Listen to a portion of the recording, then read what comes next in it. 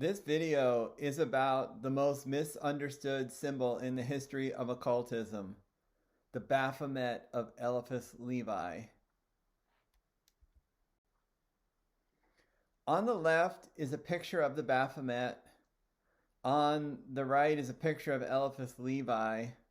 And on the far right is a screenshot of his book on magic. Well, it's a two volume series on magic that was translated at a later date by Waite, who one of the creators of the Rider-Waite tarot deck, Alfred Waite. So if you spend any time studying magic, occultism, or any other form of like magic art, you're going to eventually encounter this image of the Baphomet on the left.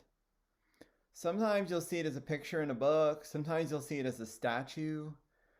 There are certain organizations that have adopted this image, and I'm going to talk about this. And what I found, being a curious person who just wants to understand things, is that basically this symbol is very misunderstood.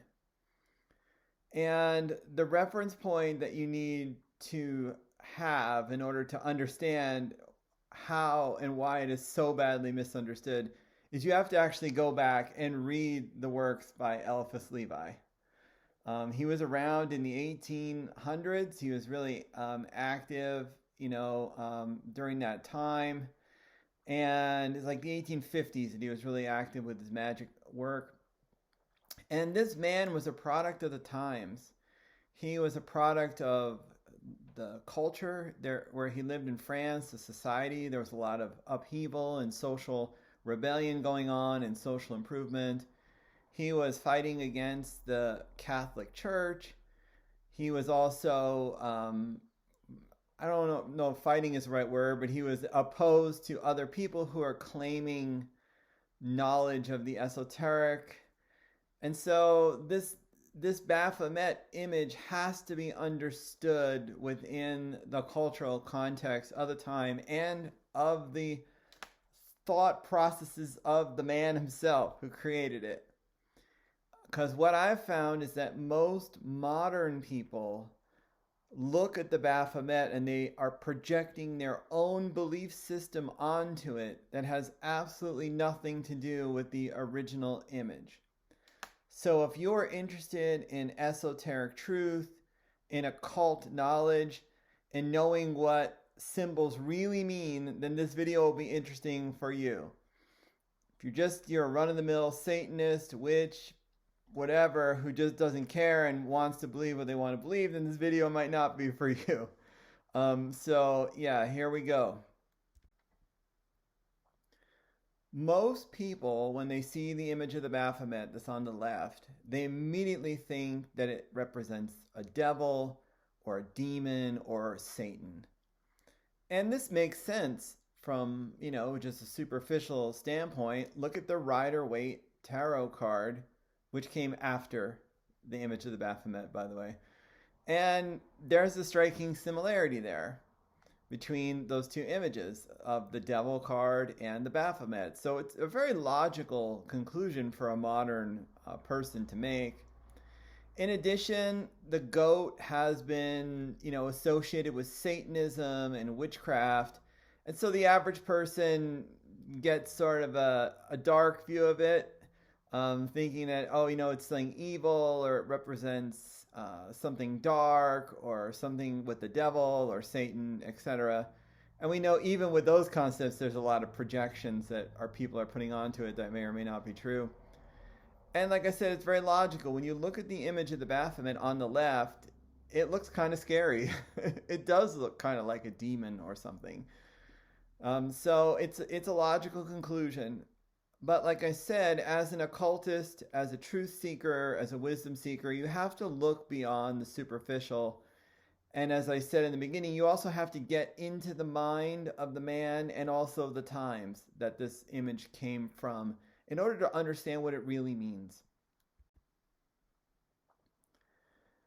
Now, when you study the works of Eliphas Levi, you discover that the Baphomet is not a devil, it's not Satan, it's not a demon, It's not a symbol for witchcraft. It's not a symbol for Satanism. What it represents is a collection of alchemical, Kabbalistic, and Christian symbols that are being used to create an image. And I'm going to explain this in more detail. And this image was meant to represent an esoteric image or a representation of Jesus Christ. And Eliphas Levi claimed that the Knights Templars worshipped this image of Christ in the form of the Baphomet. Now, you might be like, hold on a minute, this makes absolutely no sense. So I'm going to explain it step by step so you understand why Levi was saying that the Baphomet represents Christ, Jesus Christ, why the Templars would be worshiping it, and also I'll go down and break down all of the secret information that's coded within the image of the Baphomet in this video. Now, in order to really understand the Baphomet, you have to have a sort of a broader perspective on occultism, mysticism. And luckily, I studied a lot of this information. And one passage that I found, which was extremely helpful for me to understand the Baphomet, was from George Gurdjieff. Now, most people don't know Gurdjieff in modern times, but he was part of this group called the Fourth Way. There was mystic knowledge from Armenia about consciousness, and it was transferred to Russia and then later to America in the 1940s. Pyotr Uspensky wrote a book called In Search of the Miraculous. I highly recommend it. It's an interesting book. I don't believe everything they say, but it's an interesting book and has a lot of really interesting occult perspectives. And also, if you're interested in magic, the occult, George Gurdjieff is worth considering, as flawed an individual as he was. But there's this great quote in there that summarizes what's going on with the Baphomet perfectly, and I'm just going to read just a little bit of it here. And what Gurdjieff told Uspensky was that during his travels in Asia, they found figures that at first glance looked like devils or ancient gods that were evil. And he said this kind of like produced an impression on us that like was just curious. We weren't sure what it meant. And I would say the Baphomet definitely fits that. When you first look at it, it looks like a demon or the devil or something. And, you know, it does create sort of an interesting impression. But then here's what Gurdjieff says. He says, but after a while, we began to feel that the figure contained many things, a big, complete, and complex system of cosmology. And slowly, step by step, we began to decipher this system. It was in the body of the figure, in its legs, in its arms, in its head, in its eyes, in its ears. Everywhere in the whole statue, there was nothing accidental and nothing without meaning. This is the key to understanding the image of the Baphomet. It's not a devil, it's not a demon, it's a collection of symbols. Nothing there is accidental. Every single thing in that image is there for a specific reason. Eliphas Levi put it in there for a very specific reason. And it all has occult meaning, which I'm going to explain. So this is a great quote from Gurdjieff, and it's the key to understanding the Baphomet. And I think this is why most people have not figured this out, because most people haven't read Gurdjieff. They're not familiar with this concept of statues of demons with hidden symbols in them. So I just happened to have been familiar with this quote, so I was lucky enough to be able to figure it out. So let's start looking at these symbols. First one, the four classical elements are there. There's earth, water, air, and fire. So the earth is obviously the globe that the Baphomet is sitting on. The Baphomet is also sitting on a cube. And if you have read my book on the esoteric sun, the cube represents earth. That's why the Kaaba is shaped like a cube. Has the four directions, the four seasons, anyway, so it's a cube represents earth as well, and it's sitting on a cube. All right, water. There are fish scales on the belly of the Baphomet, and these fish scales are symbolic of the element of water. The Baphomet has wings, represents the element of air, and then there's a torch between the horns, which represents the element of fire. So 4 classic elements, that makes sense. Eliphas Levi was into alchemy, as well as magic and religion. Now this is interesting. When Levi created the Baphomet, in his mind it was a perfect symbol because he was able to put in the alchemical elements of salt, sulfur, and mercury. He was able to incorporate them into the Baphomet in a hidden way. And salt, sulfur, and mercury are known as the tria prima of Paracelsus, and these were the most important ingredients for alchemy. All alchemical procedures involve salt, sulfur, and mercury. So this is implying that the Baphomet is embodying the wisdom or magic of alchemy, or the secret science of alchemy. Now, Azoth, this is another term for the astral light, or the great magical fluid that Eliphas Levi is famous for. He claimed that it was a magic force that you could channel and harness as a magician or a mage, a wizard, whatever. Others took this idea up, like Blavatsky and other people over time. And you'll still encounter this idea today. And the caduceus, the snakes, represent this force. I wrote an essay on the caduceus, and I made a YouTube video about this as well. And the twirling snakes around the pole represents the axis mundi, the center of the earth. It's the point of creation where the divine comes into the earthly realm. And the pair of snakes represents the life force. So this is saying that the Baphomet holds the power of life and death, and also the force of creation. So the astral light, or the Azoth, is the godlike power that is the force of creation. It both creates and destroys, and this is what the magician has to harness, according to Eliphas Levi, in order to be a true adept, to be the true disciple of spirit, to be God's representative on earth to do magic. And we're going to see that his conception of magic is not something that modern people will likely accept, especially like the average witch or Satanist or whatever is not going to like the definition of this. Some will, but many won't. So let's take a look at this again, just to really highlight this here so you can see it clearly.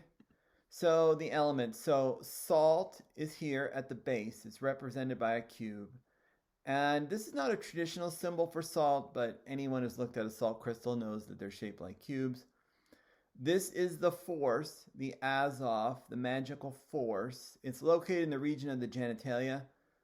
And I'm going to explain later that Eliphas Levi said that anyone who does magic, in order to do it correctly, you have to be chaste and pure, have no sexual desire, have no sexual activity, have no personal ambitions of your own, and that you have to selflessly channel all of your energy, all of your creative and productive energy into the service of others at your own expense.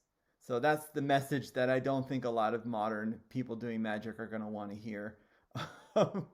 Especially the Church of Satan, where number one rule is make yourself happy, which I'll explain later. And nothing against that. I'm just saying his point of view here, just his point of view. All right, now we have sulfur. So the sulfur is hidden in here. There it is. It's hidden. It's the fire, because sulfur is the chemical that burns, and so he has it as the flaming torch.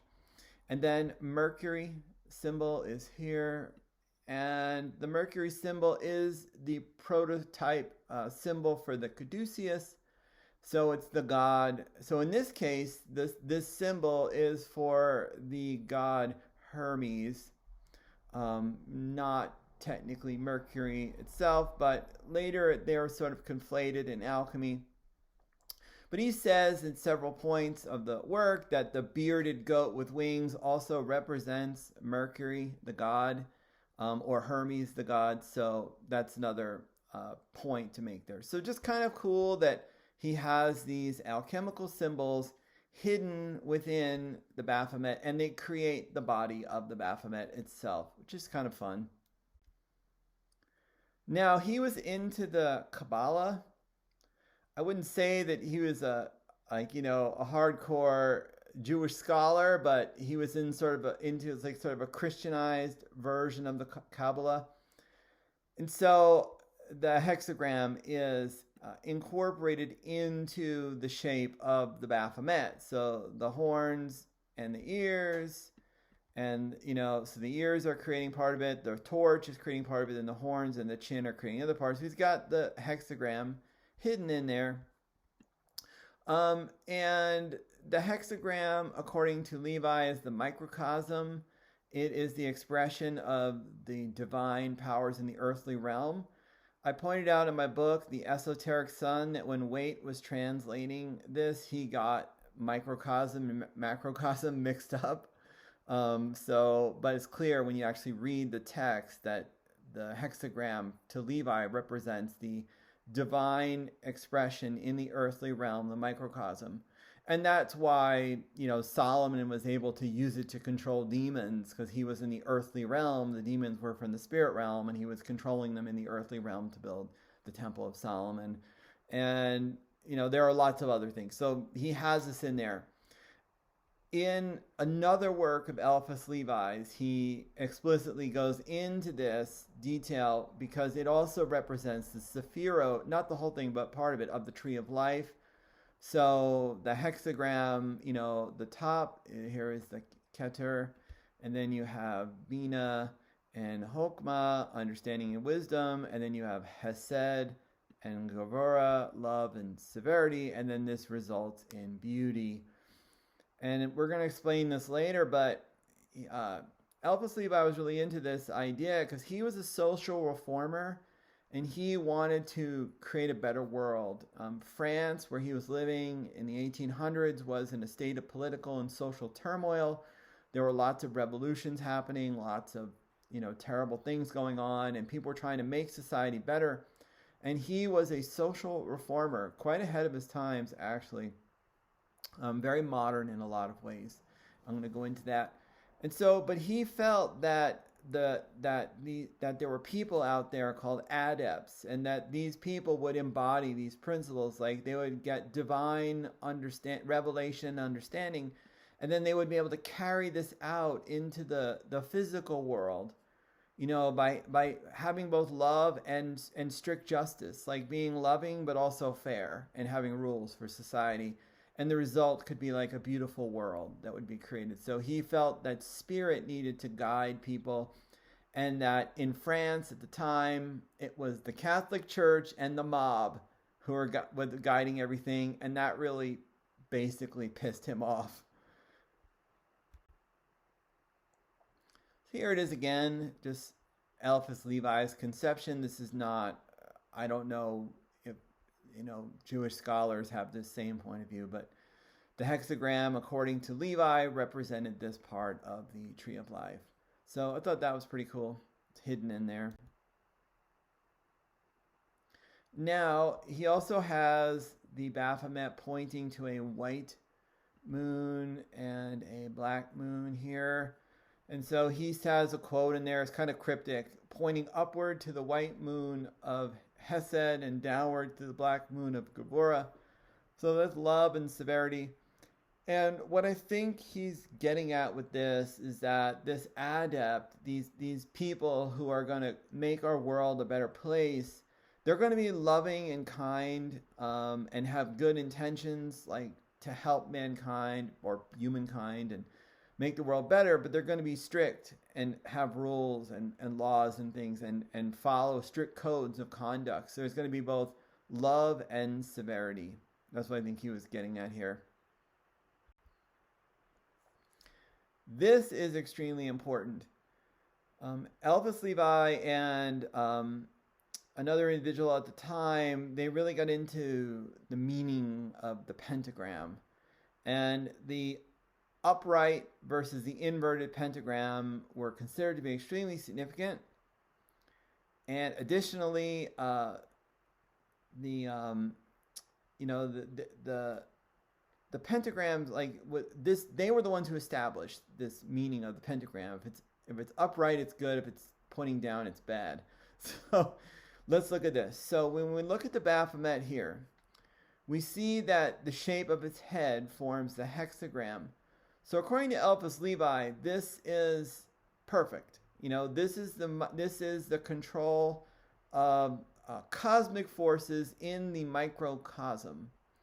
But the Baphomet also has an upright pentagram on the head.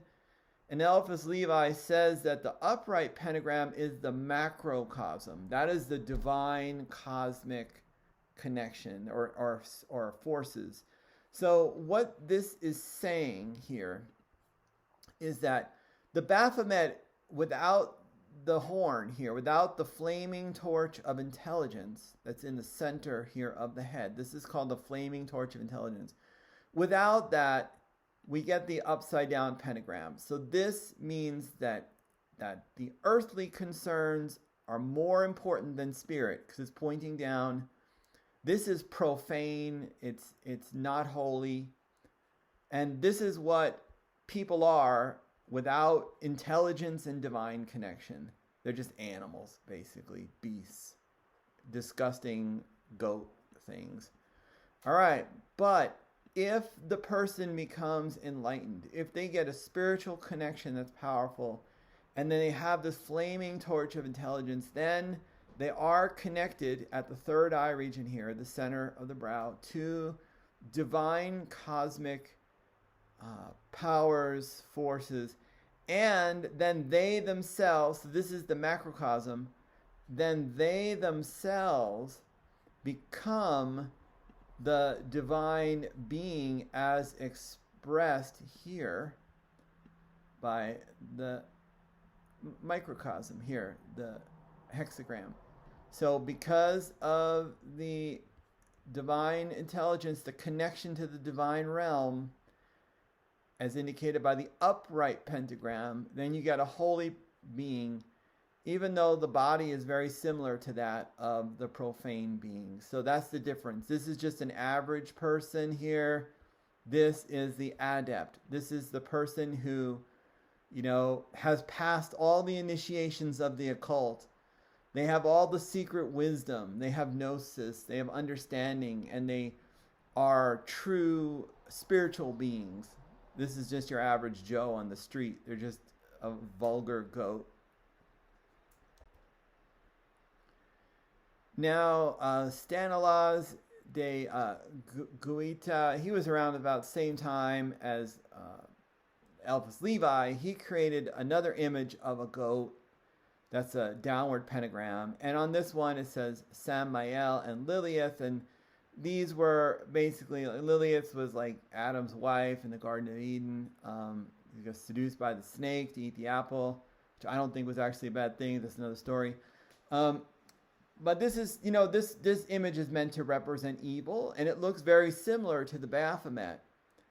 To Eliphas Levi, however, the upright pentagram, the hexagram, the flaming torch, these are all symbols of good, which this one here is lacking. But to the average person who's not an occultist, these details would be missed. They just say, oh, goat. Oh, there's some kind of a star. Oh, both evil, both the devil. So, but no, if you're an occultist, if you are Eliphas Levi in his mind, in his world, this is like obviously sacred, even though it looks disgusting.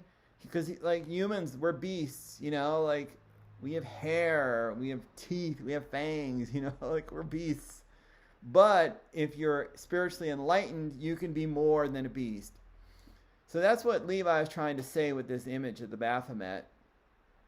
But, it's very easy to confuse it with this other image, which represents, the earthly body, the worldly realm, and then that is associated with the devil. That's the carnal desires, a slave of the flesh, a slave of your passions, a slave of desire, quote unquote sinner. So that's kind of the earthly realm, the profane realm. And nowadays modern, that's associated with the devil or Satan. So here is kind of the summary of this. So I mentioned the Church of Satan before. They adopted the image of the goat in the downward pentagram.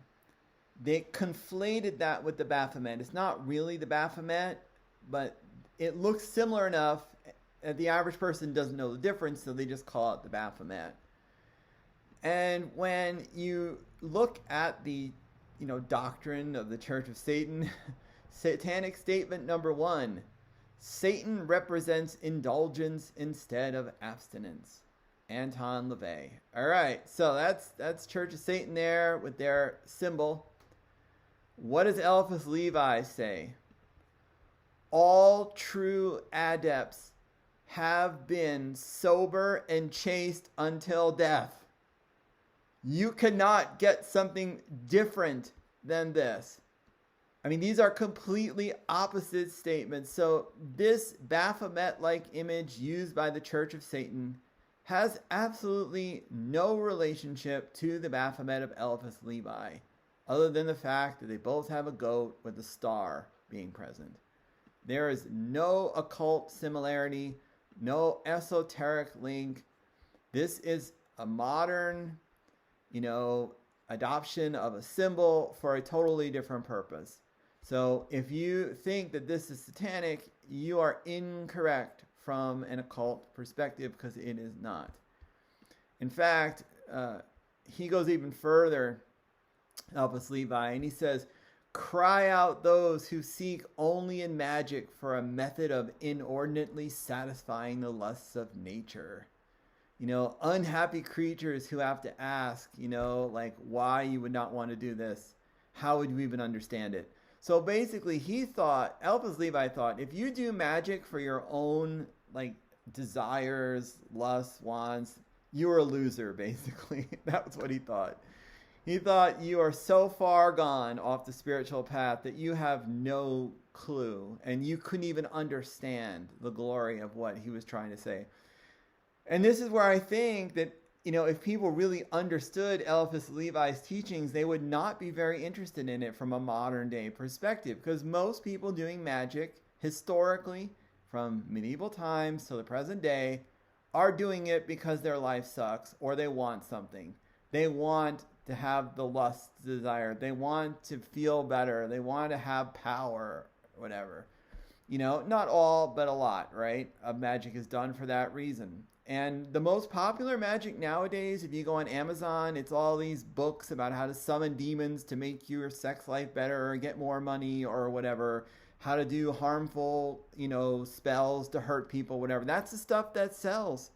So Eliphas Levi is complete opposite of that. So anyone who adopts the symbol of Eliphas Levi's Baphomet and is operating with those belief systems is completely confused about what the symbol really means. And you're just projecting your own view on it, which is fine.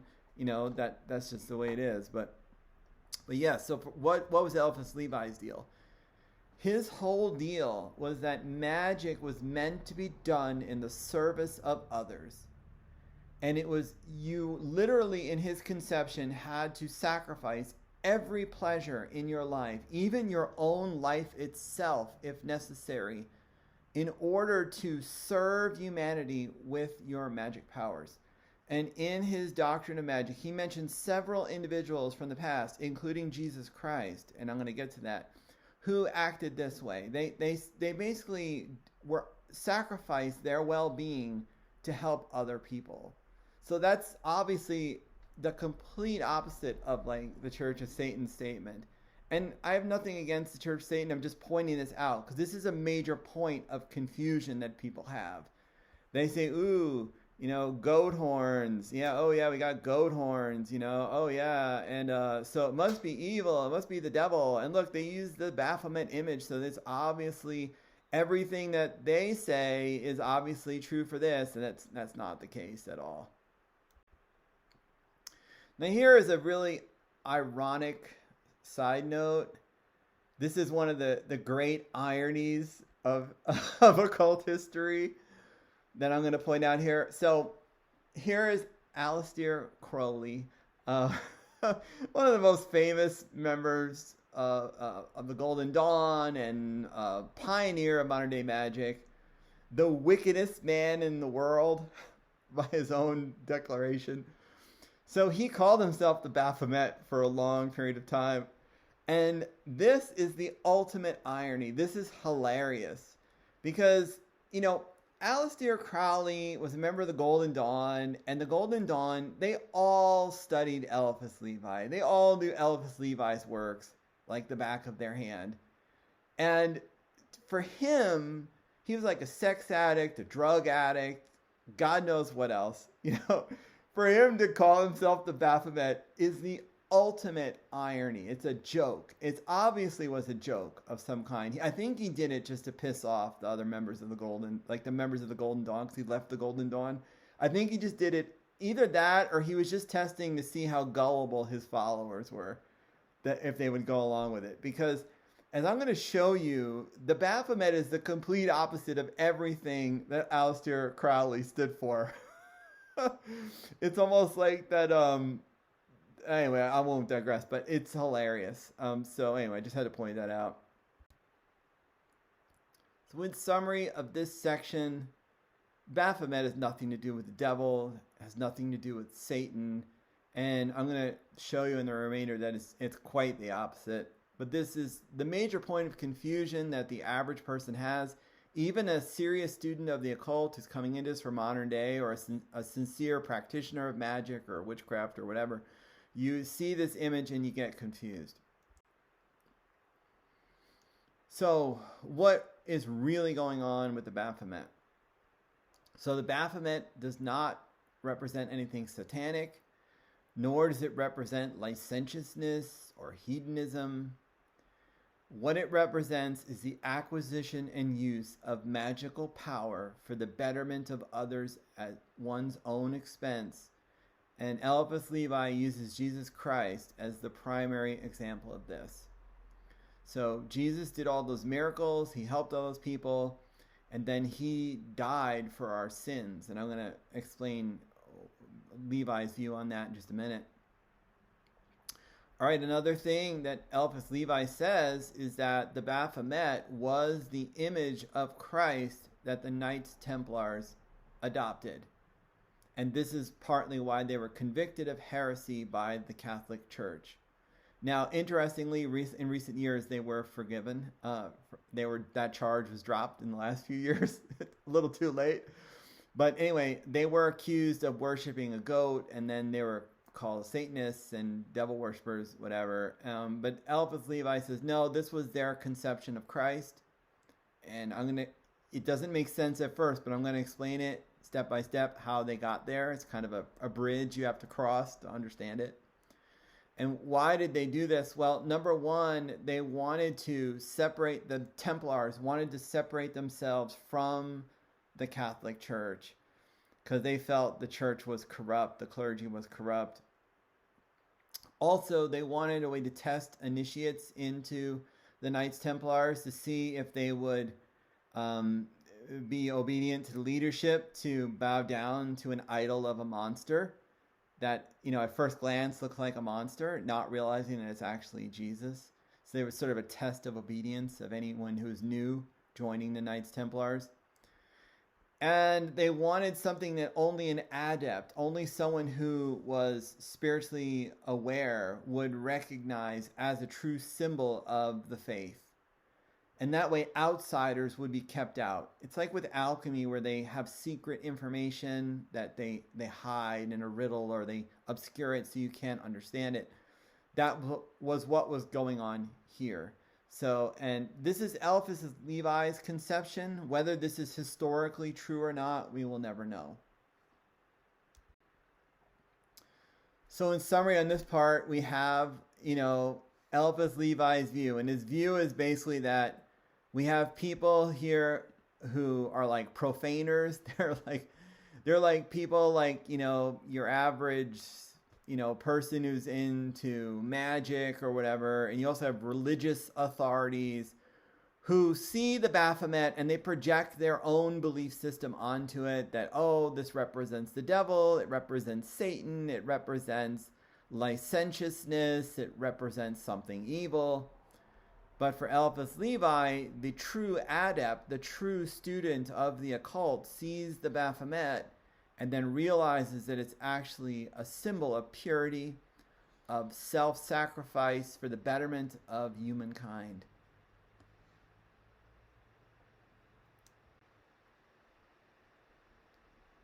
So let's go into this now. All adepts have been sober and chaste till death. This is what Eliphas Levi said about anyone doing the practice of magic. So this ties into how did the Templars, or at least Eliphas Levi, come to the conclusion or create this symbol, the Baphomet. How can it represent Christ? Because that seems to be impossible. Like, this doesn't make any sense. Well, the first way is that, as Eliphas Levi says in his writings, in order to gain control of the Azoth, or the magical fluid, the great magical arcanum, you need to control your passions. And that is why the Baphomet has the Azoth in the genitalia region, because it's the sublimation or the transformation of sexual desires into magic power. So you're sober and chaste until death. You don't get any sexual pleasure in order to gain magic power. And this is pretty much Christ's story. Sober and chaste, helping others and using his magical powers to help others, even though it resulted in his ultimate demise. So all the miracles he performed, all the rebellion against established religious authority, rebellion against the established government that was corrupt, to help people live better lives.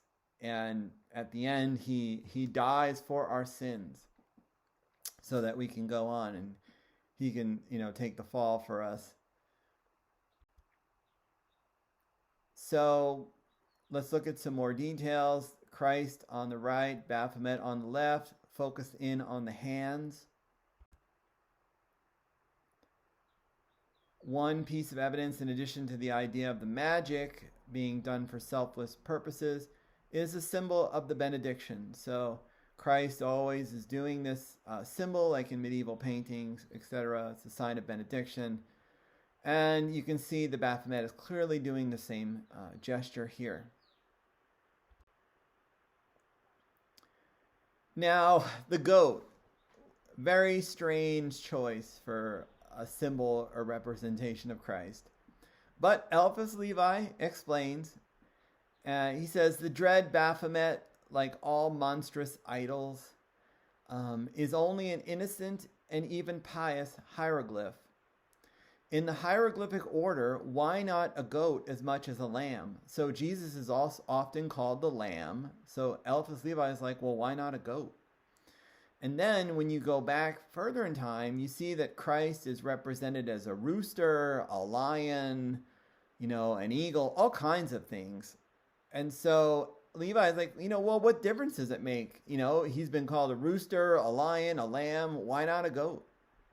It's just as valid as any other of these representations.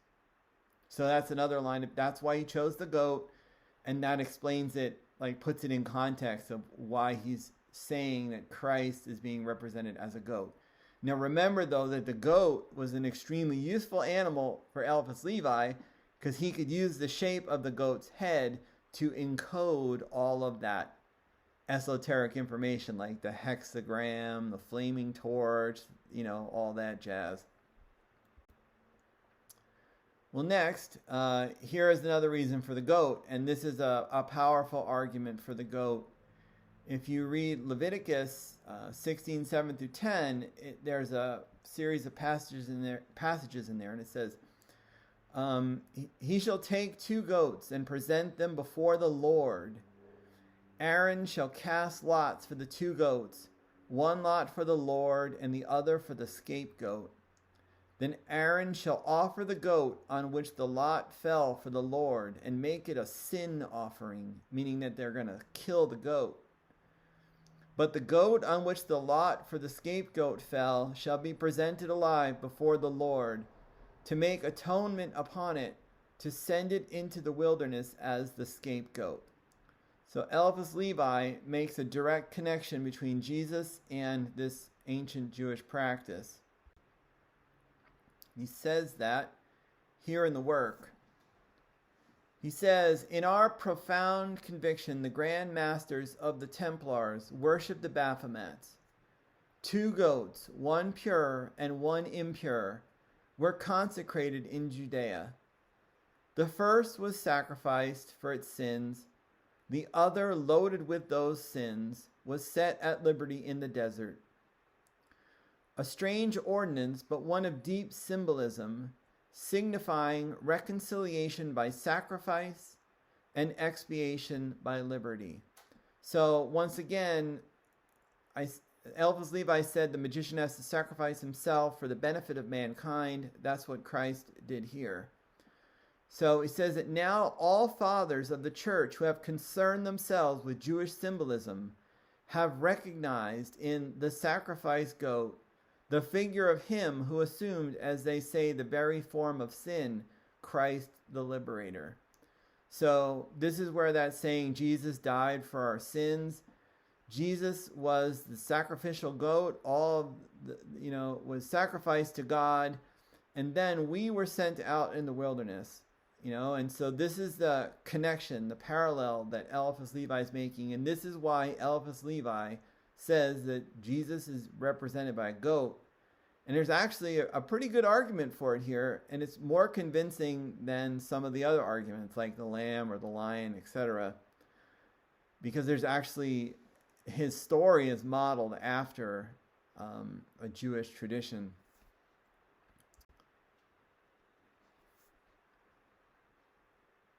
Another thing is that for Eliphas Levi and apparently the Knights Templars, the Baphomet represented a pure image of Jesus Christ that was not corrupted by the Catholic Church. So Eliphas Levi was completely opposed to the clergy of the Catholic Church. He felt like they were corrupt, they were sinners, they were profaners, and he wanted to see a reformed church. And another very odd, peculiar thing that modern people will not understand is that Eliphas Levi and many other powerful intellectuals at that time and in the period after, in the Victorian era, they completely rejected the idea that there was a Satan or a devil. They said this is not a biblical concept. This is an extra biblical concept that has been added in. It's a corruption of Christianity. And it's basically saying that God is not all powerful. Therefore, and Eliphas Levi called this Manichaeism, which is an Eastern concept that there is a force of evil and a force of good in the world. Eliphas Levi said, no, it's all good, but humans are corrupt, and we create our own evil, but that God is good, and that if you believe in Satan, you are corrupting the religion. So he was strongly opposed to the idea of Satan or the devil, did not feel it was a biblical concept, and completely rejected it. And many other people later also had that same view, especially romantics. They rejected this concept of Satan. And that's just really bizarre, because modern day people, we've been so brainwashed, especially in the United States. Like in the 80s, they had satanic panic and everything. And the average person who studies Christianity in like America, they just assume that like, oh yeah, Satan is really clearly defined in the Old and New Testament. Oh yeah, there's definitely a devil and all this stuff. And it's not really true if you study it. Those are extra biblical concepts that were added on later to basically help control the masses. So Eliphas Levi, the vulgar person, the average magic practitioner, the average religious person, they look at the demon symbol and they say, oh yeah, demon, the devil. The adept looks at it and says, no, that's actually Christ when they look at the Baphomet. So that's just another tidbit there. Now, other aspects of the Baphomet have to be understood in the cultural context of the time. And there were lots of interesting things going on in France during what they call the Long Century. And this Eliphas Levi was present during part of this, the main part, the center part of it. And basically there was, in France, they had a revolution that rocked the world, the French Revolution. And it rocked France too. That was in the late 1700s. And then after that, their country was just in a constant state of turmoil where people were trying to get power, maintain power, control society, and also bring about reforms. And there were a lot of arguments about what the best type of government was, and this carried into World War I and World War II, in a really brutal way. But one of the contenders was socialism. The idea that people would have rights, that was what the French Revolution was about, overthrow the aristocracy and let's give people power. So like have the government help you instead of try to persecute you and hurt you, etc. So there was a lot of social dynamics going on, and Eliphas Levi was a radical socialist. He was violently against the clergy. He was against established government.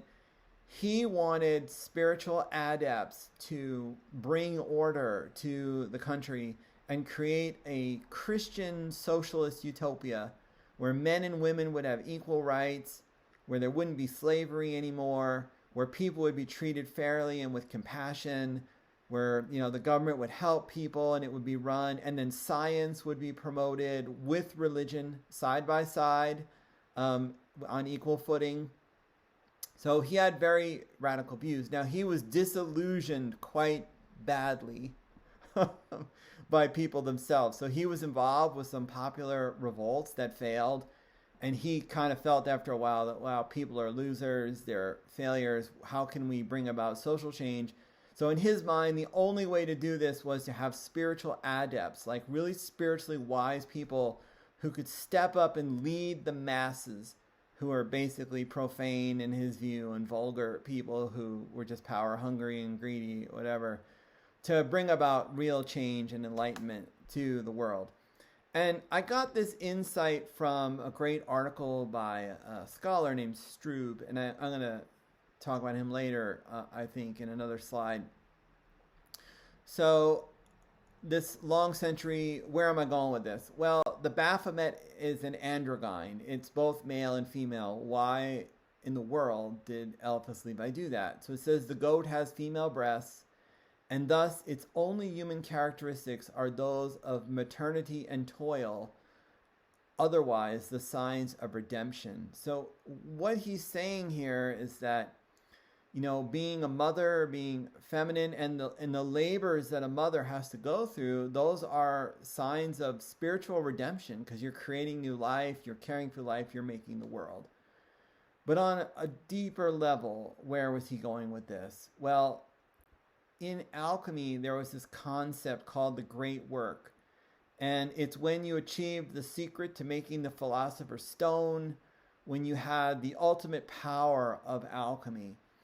And this was often represented by what's called a rebus figure, which was a hermaphrodite, both male and female. So there was a very famous rebus figure that was depicted in Heinrich Kunrath's famous work on alchemy. Oops, I went past that slide. And then there's another, this symbol is common. Here's another one. And this meant that you achieved the great work. So what Eliphas Levi was saying here with the image of the Baphomet is that, Christ had achieved the great work of alchemy. He had achieved the philosopher's stone. He had conquered the physical realm for higher spiritual purposes. And that was the ultimate goal of the alchemists. On another level, what Eliphas Levi was saying here, and this quote was taken from the article by the scholar Julian Strube, and I highly recommend you read this paper. It's a little abstruse, kind of hard to understand, but it provides some really good context. There's a quote in there. It says, "The two sexes will be one according to the word of Christ. The great androgyne will be created. Humanity will be both woman and man." Now, Strube interprets this to say that Eliphas Levi was envisioning that somehow in the future people would become androgynous.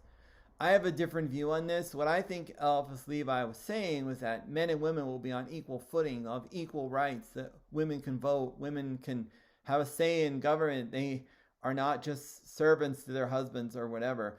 So I think that's where Eliphas Levi was going with this. And also on a metaphorical level, humanity will achieve the great work. They will achieve the highest levels of perfection to create the Philosopher's Stone if they achieve this goal of becoming one with Christ and having this gnosis, this understanding of service and betterment of the world by treating individuals like women and children and slaves and whoever else like humans and like good beings who are valuable. Next part about the Baphomet is the name. Now, when you research this online, there are all kinds of theories, but Eliphas Levi has a very straightforward explanation of the name. What he says is that the name of the Templar Baphomet should Kabbalistically be spelled backwards, and it is composed of three abbreviations, TEM, OHP, and AB. And he says this stands for Templi Hominum Hominum Pacis Abbas, the father of the temple of universal peace among men. So once again, this is relaying to the idea that creating this utopia, this world where there's no war, where everyone has equal rights, where there's peace, where science and religion are being used instead of for personal gain to help the world, make the world a better place, done selflessly in the service of others, as exemplified by amazing spiritual beings in the past like Jesus Christ. That's where he was going with all this. Now, interestingly, I've kind of been hard on modern people in the beginning of this, and please forgive me. I do not mean to offend anybody if I was a little hard. But not everyone is confused about the true meaning of the Baphomet in modern times. And one really interesting example, which is quite striking, which happened in 2012, was Madonna at the Super Bowl. Now, for those of you who are, younger, you might not even know who she is, but for old farts like me, I'm an older, we all know who she was. She was popular in the 1980s and, has been a superstar since then. Anyway, in the 2012 Super Bowl, she did this dance thing at halftime show, and she was dressed as the Baphomet. And immediately everyone was like, oh, Madonna's a Satanist. She's an Illuminati member. Is this pure evil? There's all this stuff. But, people like me, when I watched it, I was like, damn, she actually understands the meaning of the Baphomet. Like, she's like one of the, or at least her choreographers, if not her, were like, they actually understood what was going on. And this makes sense because she is reportedly a student of the Kabbalah, etc. And how do we know that this isn't some crazy Illuminati demon Satan worshipping ritual? Well, at the very end, she made this giant sign with lights that said world peace. And that's what Eliphas Levi said the Baphomet stands for. It stands for world peace. Now, how a Super Bowl halftime show will bring about world peace, I don't know, but at least the message was put out there. I think it's pretty cool. For whatever her faults are as a performer, an individual, whatever, I think this is pretty cool. Bringing the occult in a true form that wasn't corrupted by modern subjective impressions to the masses who watch Super Bowl games. The average Joe Schmo watching your Super Bowl, the football guy and family in America. I think that's pretty cool. I don't know. I got to give her credit on that one. Good job, Madonna. All right, in summary, here we go with the summary. The Baphomet is not an idol to be worshipped. So this is not a demon. It's not Satan. It's not like you're worshiping some idol. It is a collection of alchemical Christian, Kabbalistic symbols, and it's meant to be an esoteric representation of Jesus Christ that is only recognizable by adepts, by true adepts of magic, according to Eliphas Levi. Additionally, Eliphas Levi claimed that the Baphomet was, this image of the Baphomet was worshipped by the Knights Templars, but they worshipped it for the higher spiritual reasons, not as some profane idol, but they worshipped it because they were trying to create a better world, according to Levi. And they also were worshiping it to honor the true spirit of Christ, not the corrupted version of Christ that was presented to the masses by the Catholic Church at the time. The Baphomet represents Eliphas Levi's desire to make the world a better place, to, empower women, for example. He wanted a Christian socialist society run by people who valued science and religion.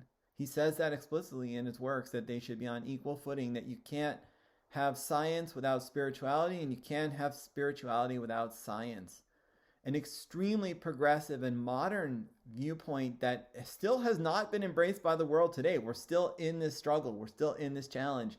How do you connect science and spirituality? All right, next, he wanted, the abolishment of the Catholic clergy. He wanted equal rights for men and women. And the last part, which is really hard for modern people to understand, this symbol was provocative. He did this on purpose to really piss off the Catholic Church, because he felt that Satan was a false concept and that anyone who believed in Satan was a total moron. And he purposely used the image of the Baphomet to look like a devil, to poke fun at people, to say, look, you people are a bunch of idiots. You think that Jesus is the devil. You think that Christ is Satan. Now, the problem is, this went over everyone's heads. They did not understand his mockery. And instead, they just saw it as, man, that's the devil. That's Satan. That's evil. And so nowadays, like I said, the average practitioner of magic, the average religious person sees this symbol and they're just like, oh yeah, that's pure evil, man. That's Satan. That's the devil. Ooh, let's party. That's licentiousness. Let's just get our lusts fulfilled and worship the almighty Baphomet and wear the horns and do whatever, So, I mean, as an occult symbol, I get the Baphomet. As a symbol for doing what Eliphas Levi wanted, I'm sad to say it was a total failure. The symbol only survives because of people's misunderstanding. If people really understood what this symbol meant, it would not be important. It would not be interesting. Modern occultists, magic practitioners, witches, Satanists, whatever, they wouldn't care about this symbol.